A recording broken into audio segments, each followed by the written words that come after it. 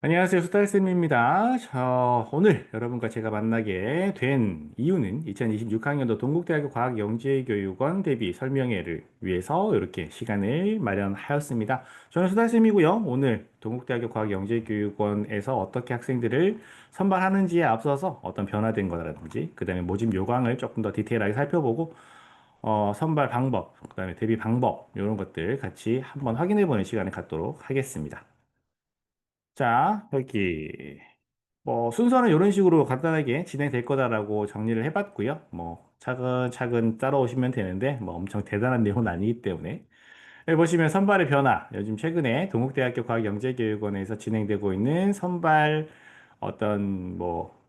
변화, 모집 지원 자격의 변화 이런 것들 살펴볼 거고요. 그다음에 모집 요강도 한번 살펴보고 그래서 선발 방법 어떻게 선발되는지 그다음에 각각 필요한 대비 방법 어떻게 되는지 그다음에 여러분께서 궁금하실 만한 그런 내용들 제가 해결해 드리는 시간을 갖도록 하겠습니다. 선발의 변화라고 되어 있습니다. 2024년 선발, 2025년 선발, 2026년 선발 이렇게 되어 있는데요. 정원은 크게 변함이 없고요. 그죠? 빨간색으로 표시해 두었죠. 나머지 다 똑같습니다. 선발 방법도 변함이 없고 대신 지원 자격만 변함이 있어요. 2024년 선발에서는 경기도 소재의 학생들만 지원이 가능했었다면, 지난해 선발에서는 서울, 경기, 인천 지역의 학생들 모두 다 지원할 수 있도록 했었는데요. 올해는 또 변화가 생겼어요. 인천 지역 학생들을 제외한 서울, 경기 소재의 학생들만 선발하도록 하고 있습니다. 자, 이렇게 선발의 변화를 제가 크게 이렇게 말씀을 드렸는데, 어떻게 보면 누군가에게는 큰 변화가 아닐 수도 있습니다. 이 무슨 말이냐면, 여기에 있는 경기도 지역에 살고 있는 학생들에게는 사실 이게 큰 변화가 아닐 수 있죠. 아니라고 느낄 수 있습니다. 그죠? 계속 경기도 지역의 학생들은 동국대학교 과학영재교육원에 지원할 수 있었고, 정원도, 티오도 변함이 없고, 선발 방법도 변함이 없어요. 다른 것이 없는데, 이렇게 생각할 수도 있지만, 경기도 이외의 지역, 특히 올해 지원 가능한 서울 지역의 학생들 같은 경우는 서울 지역에서 지원할 수 있는 대학보살 영재교육원이 한 군데 늘었죠. 그런 부분에 있어서는 누군가에게는 새로운 기회이고 큰 변화가 될 수도 있습니다. 또 다르게 생각해 보면 경기 지역에 있던 친구들에게도 어떻게 보면 변화가 충분히 큰 것이죠. 왜냐하면 경기도 지역에 있는 학생들만 지원했을 때랑 서울 경기 학생들 모두 지원하게 되었을 때 경쟁률을 생각해 본다면 아무래도 경쟁률이 조금 더 높아질 수밖에 없을 겁니다. 그죠? 그렇기 때문에 예전보다 합격하는 학생들의 수준이 조금 더 높아질 가능성이 있기 때문에 그런 부분들을 염두에 두고 선발 과정을 준비하는 것이 좋겠다. 라고 해서 이런 선발 변화가 학생들의 선발, 그러니까 모집 자격, 지원 자격의 변화가 학생들의 선발에 어떤 영향을 줄 수 있을지에 대해서 한번 살펴보았습니다. 그래서 서울 지역에 있는 친구들, 만약 지금 서울 지역에서 동국대학교 과학영재교육원 지원을 생각하고 있는 그런 경우에는 사실 과거에 이제 서울 지역에서는 동국대학교 과학영재교육원을 지원할 수 없었기 때문에 이 분야에 대해서 잘 알고 있는 전문가가 서울 지역에는 많이 없을 수도 있어요. 이건 반대로 얘기해서 많이 없다기보다는 경기 지역에서 더 오랫동안 이렇게 학생들을 동국대학교 영재교육원에 많이 보내본 선생님들이 경기 지역에 더 많을 수도 있습니다. 그래서, 뭐라고 할까요? 도움을 받고자 학원을 선택할 때, 이렇게 편하게 얘기해서 학원을 선택하거나 선생님들을 선택할 때, 어떤 지역에 있는 선생님들을 선택하는 것이 조금 더 효과적일까? 뭐 이런 것들도 생각을 해볼 수가 있겠죠. 그렇습니다.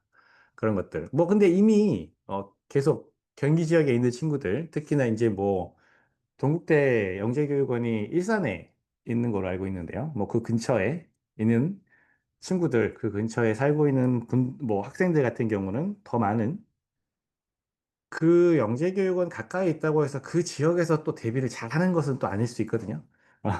여러 가지 부분들을 고려해서 선택을 해주시면 되겠습니다. 선발의 변화 살펴봤고요. 그러면 조금 더 자세하게 모집 요강을 확인해 보도록 하겠습니다. 자, 동국대학교 과학영재교육원 초등심화 과정은 융합과정으로 진행이 되고요. 초등학교 4학년, 5학년. 이 기준은 올해 기준이에요. 올해 기준. 2025학년도 기준으로 4학년, 5학년이니까 내년 기준으로 5, 6학년 되겠죠. 그죠? 그래서 4학년, 5학년, 현재 4학년, 5학년 기준으로 72명의 TO 가지고 학생들 선발합니다. 그다음에 중등심화 과정은 디테일하게 지원 분야가 나눠져 있습니다.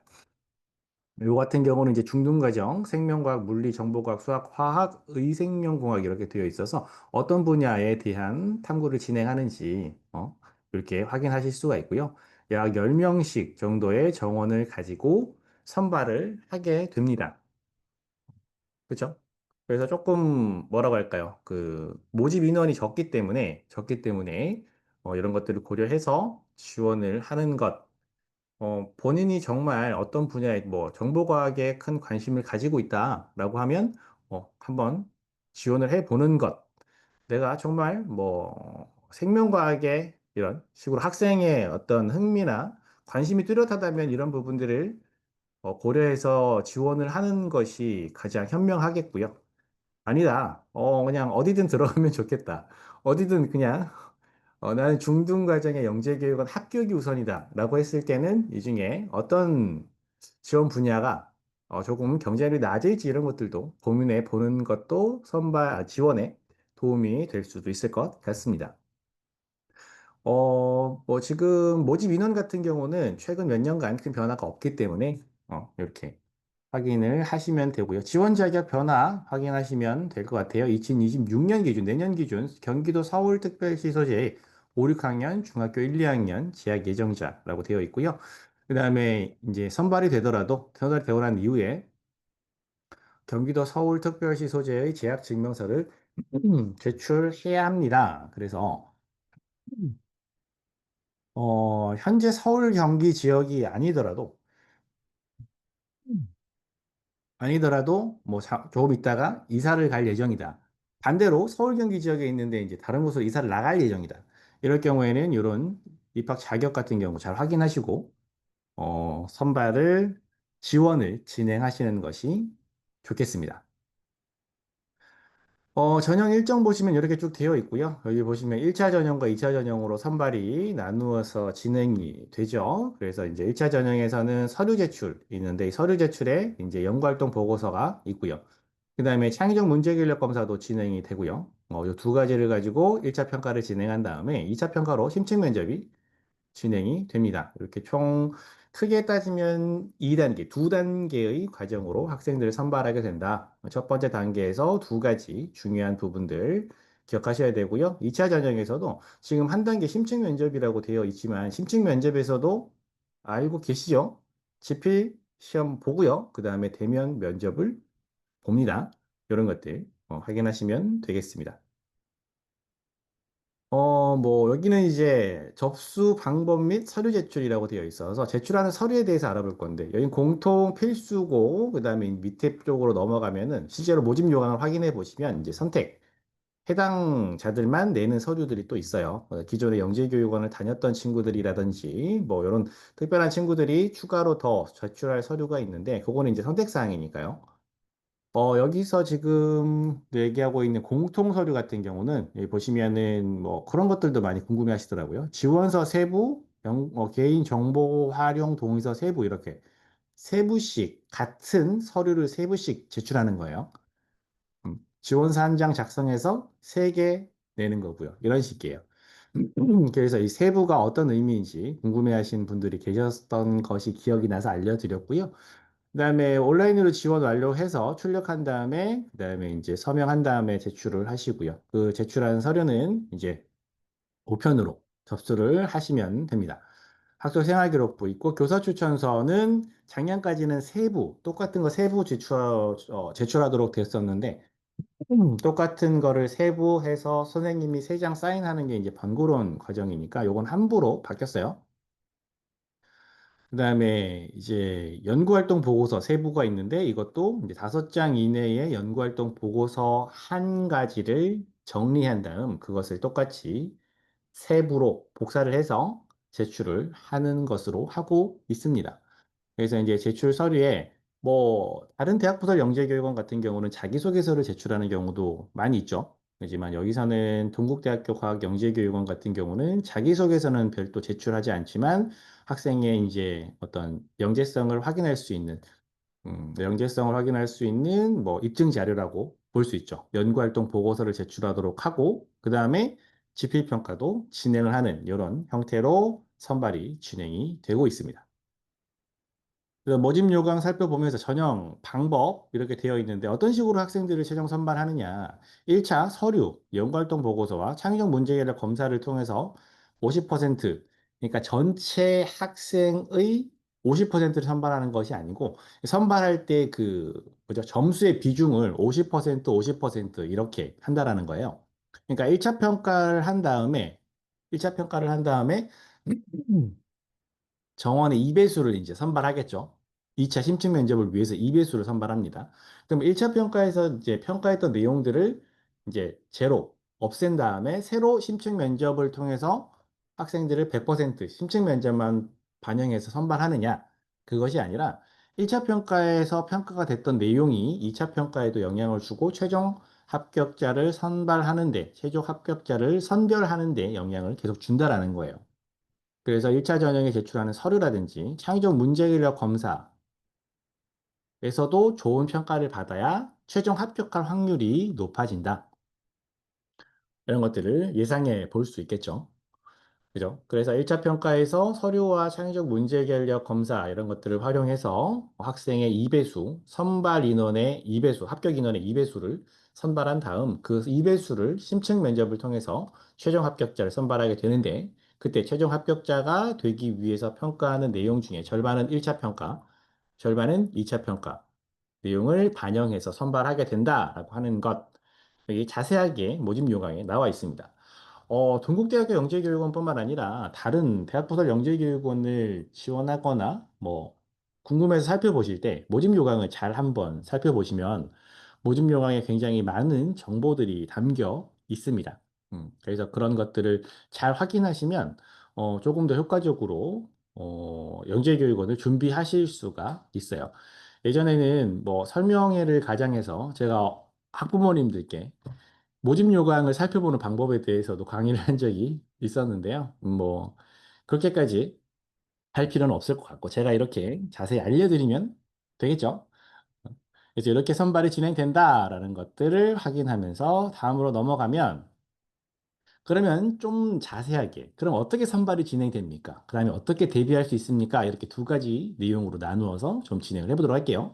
자, 선발 방법은 크게 첫 번째 1차 전형, 두 번째 2차 전형 이렇게 구분해 볼 수 있는데 앞에서도 말씀드렸지만 1차 전형에서는 서류 제출, 그죠? 서류에는 연구활동 보고서라고 하는 녀석이 들어간다고 했어요. 그 다음에 창의적 문제 해결력 검사, 요거는 지필평가죠. 시험을 본다고 합니다. 그렇게 해서 이제 면접 대상자가 되면 면접, 2차 전형 면접에서는 지필 면접이라고 되어 있는데 뭐 그들의 입장에서는 면접인데 왜 시험을 보느냐? 지필 면접입니다. 이렇게 보통 이야기하거든요. 그래서 시험을 보고 면접, 심층 면접도 봅니다. 그래서 이제 이것들이 이제 어떤 식으로 이제 영향을 주냐면 1차 전형에서 제출한 연구활동 보고서가 그 자체로 평가가 돼서 학생 선발의 50%의 일부, 그러니까 1차 선발에서 여기서 평가가 돼서 최종 합격자 선발에 영향을 준다라고 이야기를 했잖아요. 그죠? 이거 자체로도 평가가 되지만 대면 면접에서 이 연구활동 보고서의 내용이 직접 본인이 진행한 탐구가 맞는지, 그다음에 이거에 관련된 내용들을 면접에서 질문하면서 학생의 어떤 인성이라든지, 그다음에 뭐 실제로 탐구하는 그런 과정에서의 어떤 뭐 경험이라든지 이런 것들을 확인하게 됩니다. 그래서 이런 것들이 면접에 영향을 주게 된다. 그리고 창의적 문제 해결력 검사와 2차 전형에서 지낸 지필 면접에서의 문제 유형은 크게 다르지 않습니다. 크게 다르지 않습니다. 그래서 그런 것들 감안하시고 준비를 하시면 되겠죠. 그래서 1차 창의적 문제 해결력 검사와 2차 지필 면접은 같이 이렇게 준비하신다고 생각을 하시면 돼요. 이렇게 선발 방법 같이 한번 살펴보았습니다. 연구활동 보고서는 어떤 형식입니까? 연구활동 보고서는 따로 양식이 없어요. 양식이 없고, 이제 해마다 이렇게 이제 표지와 어떤 내용이 들어가야 됩니까? 뭐 이런 내용들은 공개하고 있습니다. 그래서 이제, 홈페이지 직접 찾아서 들어가시면, 이런 서류들을 직접 바로 다운받아 보실 수 있는데요. 이렇게 표지를 하나 만들어서 제공하고 있고, 그 이후에 빈, 빈 페이지 5페이지를 활용해서 학생이 했던 탐구 과정, 활동, 결과 이런 것들을 보고서의 형태로 작성해야 합니다. 그죠? 보고서의 형태로 작성해야 합니다. 탐구 주제, 제목 쓰시고요. 그 다음에 지원 과정, 뭐 이름 쓰시고, 그 다음에 여기에 어떻게 작성해야 되는지에 대한 내용은 빨갛게 정리가 되어 있어요. 그래서 연구했던 내용들을 잘 정리해서 제출하시면 되죠. 이 연구활동 보고서 같은 경우는, 뭐라고 할까요? 어, 수준이 높아야 되느냐, 뭐 이런 것들, 어느 정도의 수준이어야 되느냐, 과학이어야 되느냐, 수학이어야 되느냐, 뭐 이런 것들에 대해서 궁금하실 수 있습니다. 연구활동 보고서라고 해서 반드시 실험이 들어가야 되느냐, 꼭 실험을 하지 않아도 되고요. 산출물이 있어야 되느냐, 꼭 뭔가 결과물이 나오지 않아도 사실은 괜찮습니다. 수준이 높아야 되느냐? 수준이 뭐 높으면 좋지만 수준이 높다, 낮다라고 하는 것은 주관적인 기준일 수도 있기 때문에 그것만 가지고서 학생의 합격과 불합격을 따질 수는 없습니다.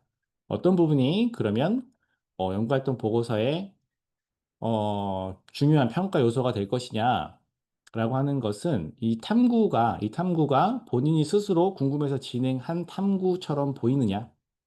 그 다음에 이 과정을 스스로 잘 설계해서 진행을 했느냐. 진행한 탐구 과정이 과학적으로 오류는 없을 것이냐.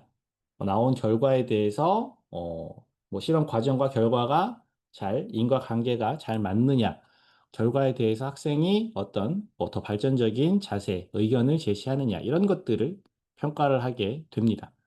그렇기 때문에, 어, 꼭 수준이 높은 그런 것들. 그 다음에 뭐 예전에 하지 않았던 탐구를 반드시 해야 된다. 이런 것보다는 학생이 실제로 궁금해하는, 그 다음에 할 수 있을 만한 그런 탐구 주제, 내용들.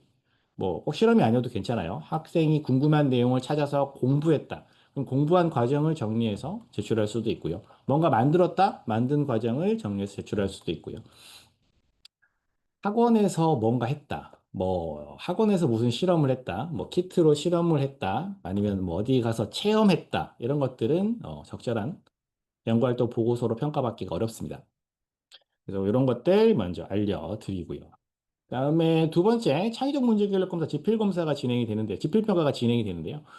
60분 진행되고요. 지난해 같은 경우는 총 3문항 출제가 됐습니다. 수학 2문항, 과학 1문항 이렇게 출제가 됐고 이거 굵은 심, 굵은 심.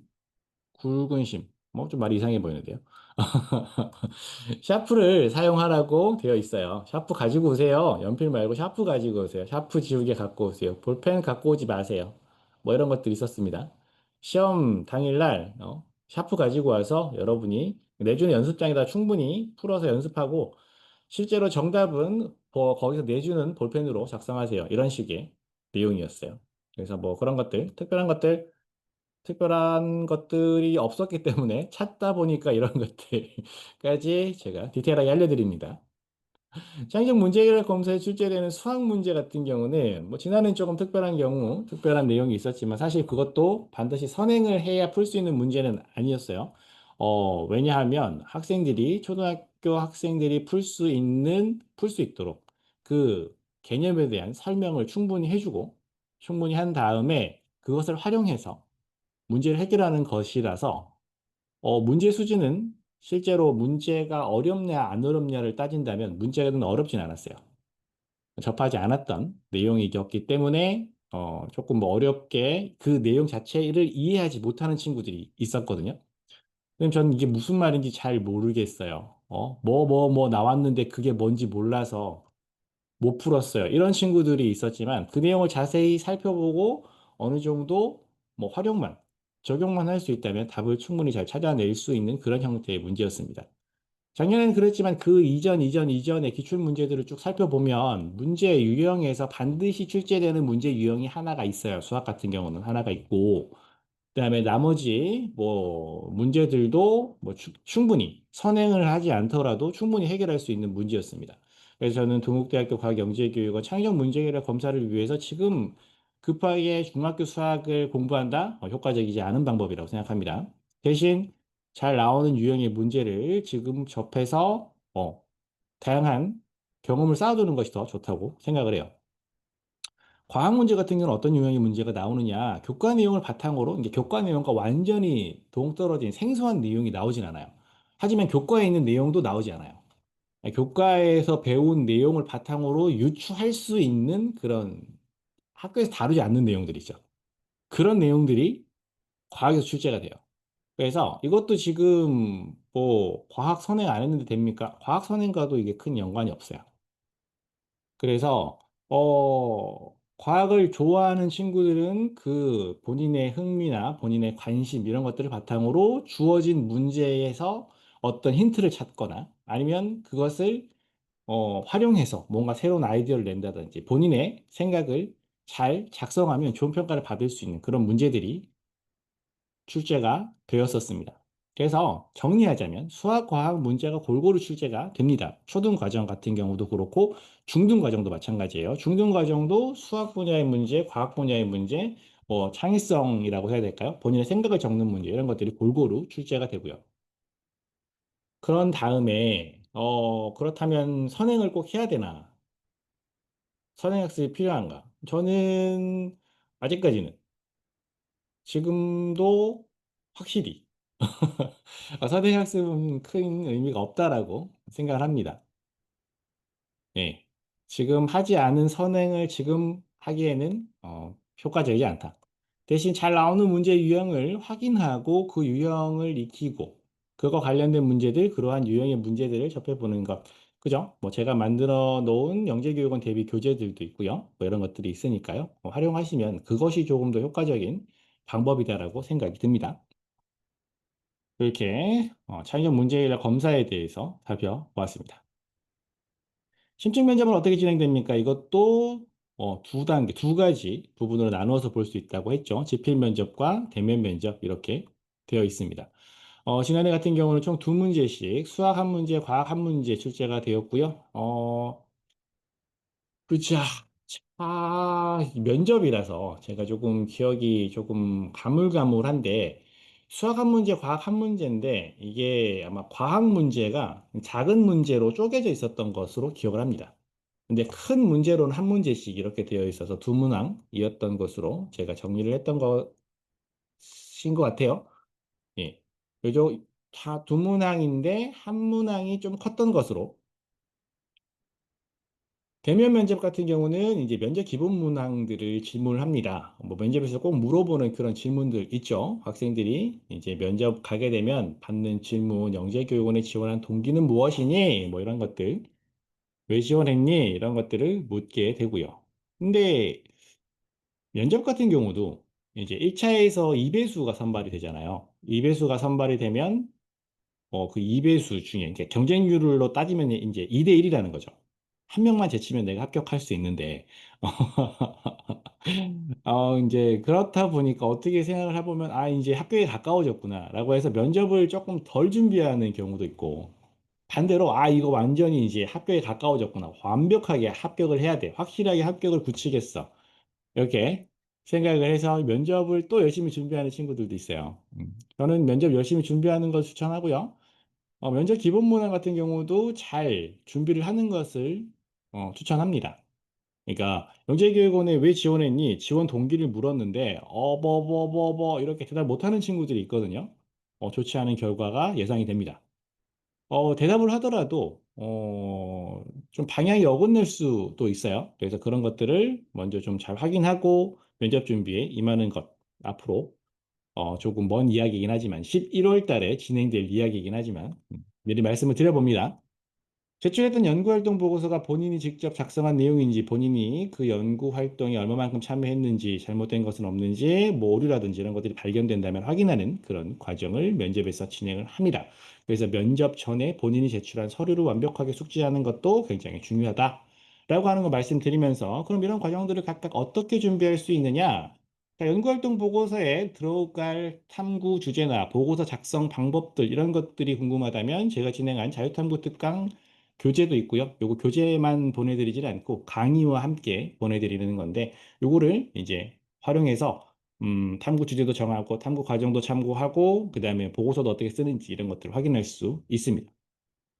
이거는 연구활동 보고서에 넣을 본인의 탐구 내용이 없을 경우에서 여기서부터 시작을 하면 돼요. 그래서 이 탐구 특강, 자유탐구 특강을 듣고 탐구 주제를 정해서 저한테 확인을 받아서 이 내용이면 적절합니다라고 하면 그걸 가지고 이제 서류를 작성을 하면 되죠. 그죠? 그런 다음에 요걸 가지고 이제 어떤 탐구를 진행했어요. 요거 괜찮다. 그래서 제가 이 주제 정도, 이 탐구 정도면 괜찮습니다라고 하면 이제 그 다음 단계로 넘어가면 됩니다. 컨설팅 프로그램이라고 해서 자율탐구 특강을 듣지 않아도 학생이 진행한 탐구가 이미 있어요. 제출할 만한, 연계성을 입증할 만한 그런 탐구가 있어요. 그러면 그 탐구 주제를 저한테 이제 확인을 받는 거죠. 그리고 저와 서류를 제출할 수 있을 만큼 발전시키는 그런 과정입니다. 제가 직접 작성해 드리는 것은 아니고, 뭐 이제 수정이라든지 이런 것들은 제가 도움을 드리고요. 그 다음에, 이 주제, 이 정도의 내용, 이러한 구성이 연구활동 보고서로 제출됐을 때 어떤 정도의 평가를 받을 것이냐라는 것을 제가 미리 확인을 해서 어머님 요건 요렇게 수정하시는 것이 좋겠습니다. 이런 내용은 조금 어렵습니다. 이렇게 저랑 같이 적절성을 평가하고 첨삭을 해드리고 수정을 해드리는 그런 과정을 또 컨설팅 프로그램으로 진행을 하고 있습니다. 그래서 이런 식으로 연구활동 보고서를 완성하시게 되면 더 좋은 평가를 받을 수 있겠죠. 창의적 문제 해결력 검사 같은 경우는 제가 해마다 기출문제풀이 강의를 진행하고 있었어요. 그죠? 해마다 하고 있었습니다. 그래서 이전 것도 있어요. 2022년 이전 것도 있는데 너무 예전 거는 그죠? 너무 오래된 문제는 조금 배제하고 그래서 최근 4개 4년간의 문제와 그다음에 그와 같은 분량의 이 예상 문제가 조금 더 많습니다.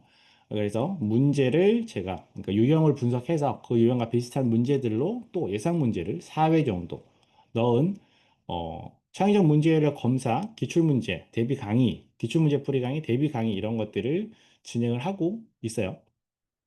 그래서 창의적 문제 해결 검사를 어떻게 준비하면 됩니까? 시중에 있는 교재들도 이제 다양하게 있는데 그 영재교육원을 준비하는 교재들도 방향이 있거든요.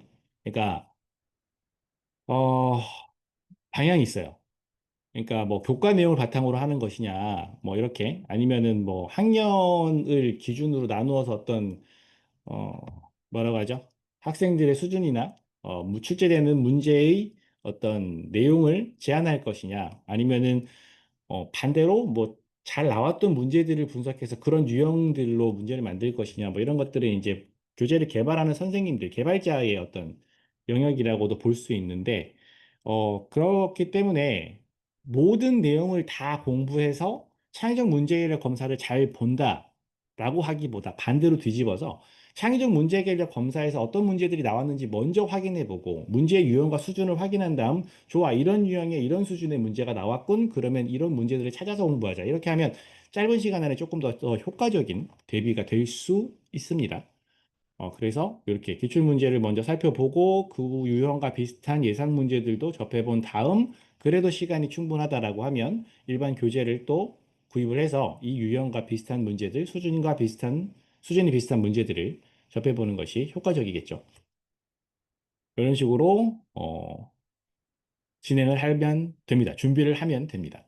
자, 이렇게 두 가지 연구활동 보고서 창의적 문제 해결 검사를 잘 봐서 이제 면접 대상자가 되었어요. 그러면 이제 면접에서도 지필 평가가 있다고 했죠. 그 지필 평가 같은 경우도 제가 계속 이제 기출 문제 풀이를 강의를 하고 있어요.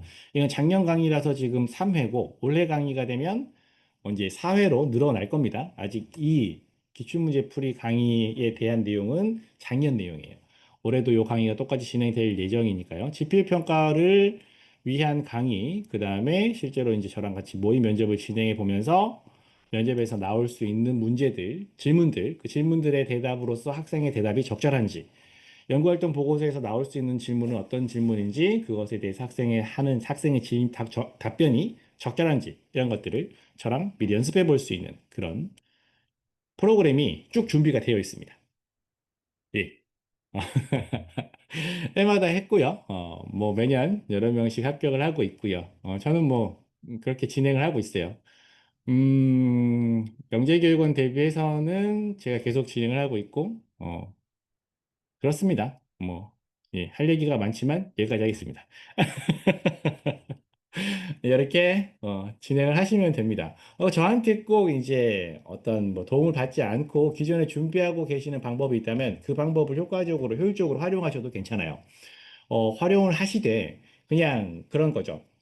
저기 학원 얼마 다른 선생님께서 잘 알아서 해주시겠지. 저기 따라가면 되겠지라고 이렇게 그냥 맡기고 계시는 것도 하나의 방법이 되실 수 있지만 어머님들께서 저와 지금 이제 알아보신 것처럼 어떤 과정을 거쳐서 어떤 방법으로 어떤 유형으로 학생들을 평가를 하는지 이런 것들을 알고 계신다면 학생이 수업을 듣고 있는 내용들이 적절한지, 저 선생님이 잘 준비하고 계신지, 지금 단계에서 어떤 것들을 준비하는 것이 효과적인지, 이런 것들, 뭐 학원이나 선생님과 커뮤니케이션 해 가면서 함께 잘 효과적으로 준비하실 수 있을 겁니다. 그래서 제가 아니고 다른 도움을 받으시는 것도 괜찮아요. 그럴 때도 제가 알려드린 이런 내용들을 활용해서 좋은 결과를 얻는데 보탬이 되면 좋겠고요. 이렇게 진행하는 방법들, 준비하는 방법들을 설명드렸습니다. 자, 이렇게 해서 이제 궁금하신 점을 이제 제가 해결해 드리도록 할 건데요. 녹화를 일단 여기서 마무리를 하고 직접적으로 질문을 받아보도록 하겠습니다.